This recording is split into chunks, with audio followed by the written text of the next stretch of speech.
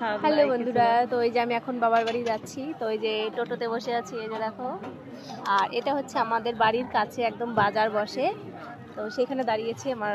আর এই হচ্ছে আমার একটা দিদি যাচ্ছে, এটা আমার মাসির মেয়ে। আর এই যে আমার আরেক বোন, এই বোনকে তো তোমরা অনেকেই দেখো আমার ভিডিওতে। আর আরেক বোন গেছে দোকানে।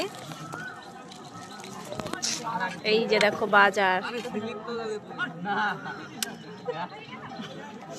এটা হচ্ছে আমাদের বাড়ির কাছের বাজার। এই যে দেখো ছোট্ট বাজার, এখানে সব টাটকা টাটকা জিনিস পাওয়া যায়। এই যে দেখো, হ্যাঁ এই যে আমার ছোট বোন আসছে স্প্রাইট নিয়ে।